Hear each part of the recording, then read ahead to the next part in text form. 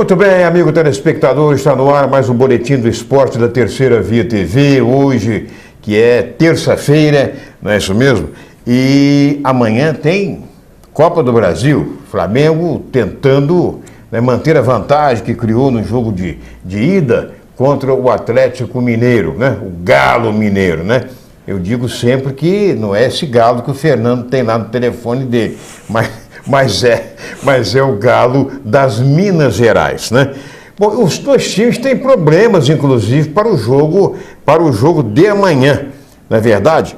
Imaginem vocês que o Flamengo, por exemplo, não contar vetado mesmo, já o lateral Léo Moura, está vetado pelo departamento médico em função de contusão sofrida no jogo passado, no jogo do último domingo. Agora, Everton e Gabriel, dois grandes jogadores, o Gabriel o Everton tem uma velocidade extraordinária, o Gabriel está se revelando uma das maiores revelações do futebol carioca, né? Pelo menos está mantendo um padrão de jogo excelente no time do Flamengo. Estão entregues ao departamento médico, estão treinando em separado. Agora, o detalhe é o seguinte, que ontem, por exemplo, no começo da noite, o presidente do Atlético Mineiro, juntamente com o treinador,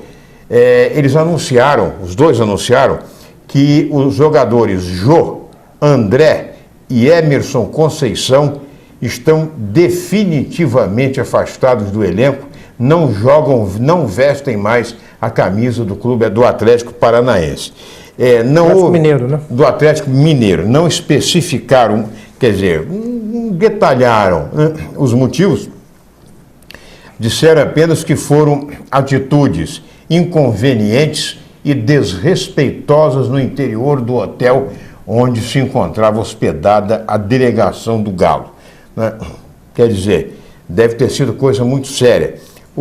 Aliás, a torcida do Atlético, eu acredito que não vá realmente sentir muita falta, porque tanto o André, que jogou no Santos, surgiu no Santos, companheiro de Neymar, faziam gols ali juntos e tal, enquanto o Neymar subia, o André realmente estagnava, foi para o exterior, voltou, jogou no Vasco, não fez nada, e teve no Santos e voltou para o Atlético Mineiro e também a torcida não aprovou o seu retorno.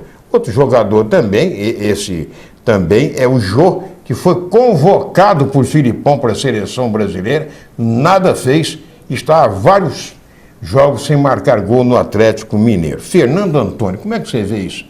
A questão do Jô foi mais ligada ao fato dele não estar sendo aproveitado como titular. Ele que chegou até a marcar gols pelo Atlético Mineiro na primeira fase do Campeonato Brasileiro. E chegou à seleção brasileira como um dos artilheiros do Campeonato Brasileiro no período inicial da competição. Os outros, honestamente, eu confesso que não sei o motivo.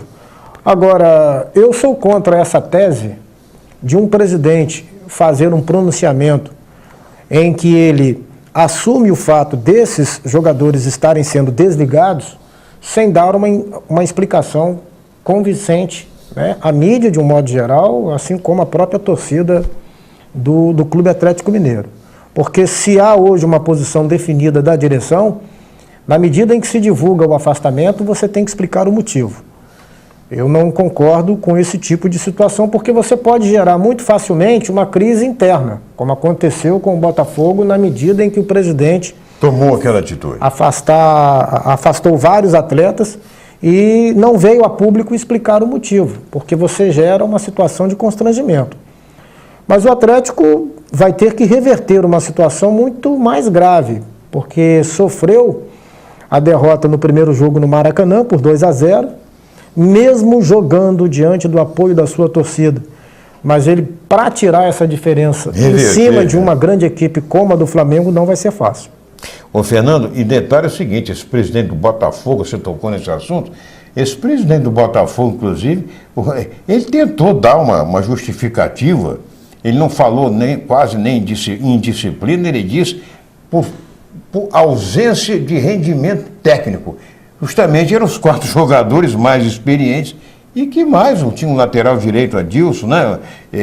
Os jogadores que, tecnicamente, eles rendiam em campo.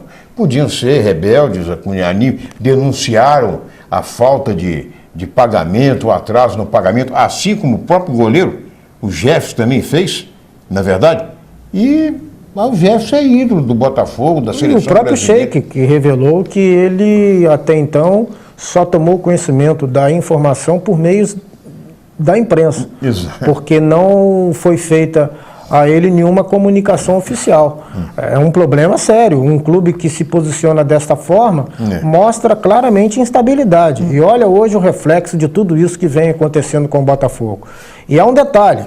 O Botafogo tem mudança administrativa ainda este ano. Quem assumir o Botafogo vai assumir um Botafogo com dívidas, com problemas graves.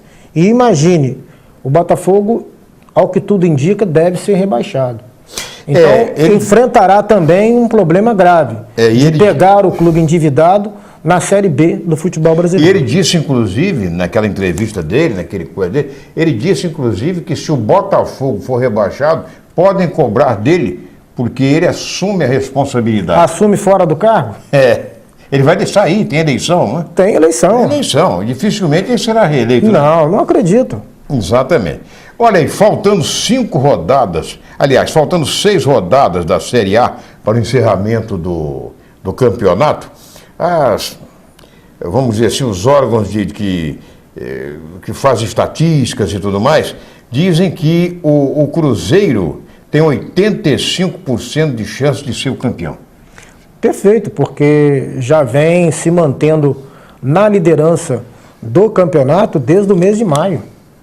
Conseguiu completar 27 rodadas, se mantendo na liderança. Passou à frente do São Paulo. Eu não acredito que agora, na reta final, diante dos bons resultados que o Cruzeiro vem adquirindo, e ele pega agora o Criciúma, que ele venha deixar a peteca cair. Por sinal, está também envolvido na decisão da Copa do Brasil, ou na semifinal, melhor dizendo, em partida que será disputada contra o Santos. Ele venceu o primeiro jogo por 1-0 e tem tudo para chegar à final da Copa do Brasil. Imagine o Cruzeiro campeão da Copa do Brasil, o Cruzeiro campeão brasileiro. É verdade. Olha, é brincadeira, hein? Bom, e apenas dizendo o seguinte, já na Série B, faltando 5 rodadas, que falta uma rodada a menos do que na Série A, os entendidos, os experts, dizem que a Ponte Preta e o Joinville tem 99% de chances de se sagrarem campeões, um ou outro. E o Vasco tem 87%. Eu não acredito que o Vasco seja campeão, mas pelo posicionamento da tabela, a Ponte Preta que é a líder, e seguido do Joinville, que é o segundo colocado, são equipes que já estão garantidas. Eu não vou nem falar de final de campeonato de Série B, porque a final de uma Série B não tem tanto valor como uma ascendência à primeira divisão. Então, tanto faz você ser campeão ou não, o fato de você estar numa primeira divisão é o mais importante. Eu também vejo grande possibilidade do Vasco voltar à primeira divisão. Perfeito? Então, o Joinville, que chegou a liderar em várias rodadas da competição e que hoje é o segundo colocado, subirá juntamente com a Ponte Preta, e eu acredito também que o Vasco venha voltar à primeira divisão do futebol brasileiro. Inclusive, a Ponte Preta enfrenta o Joinville, né?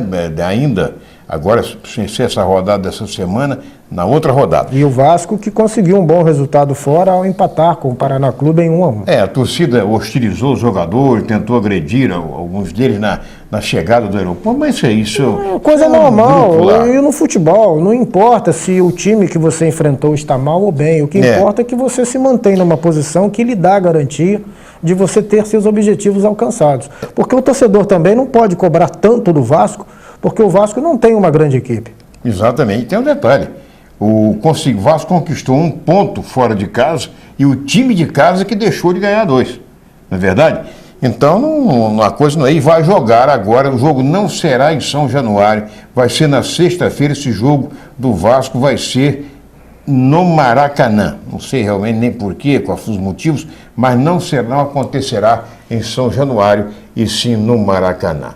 Fernando, amanhã nós estaremos aqui, né, trazendo as notícias, o que aconteceu hoje à noite no Americano, porque é uma noite até de festas, né? E para o Americano, eu acho que você pode, inclusive, dizer que você espera contar com um bom número de torcedores, de adeptos do Americano.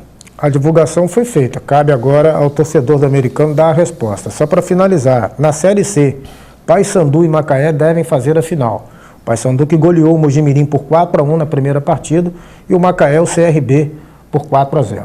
Exatamente. E talvez o segundo jogo sendo lá no Pará, embora o Paysandu tenha uma torcida fanática e que lota o estádio, mas para o Macaé, agora a gente já pode dizer que não vai ser um bicho de 7 cabeças, porque enfrentou 62 mil torcedores no jogo contra o Fortaleza. Jogo contra o Fortaleza e conseguiu um empate 1-1. Não é verdade? É verdade. Bom, o Fernando volta no terceiro bloco, que nós teremos aqui entrevista também com o Kiko Rocha, né? Ele que faz parte do G6, do Gilberto, e é aquela firma que está, né, administrando, ajudando a administrar o Americano Futebol Clube. Pois é, daqui a pouco nós voltamos.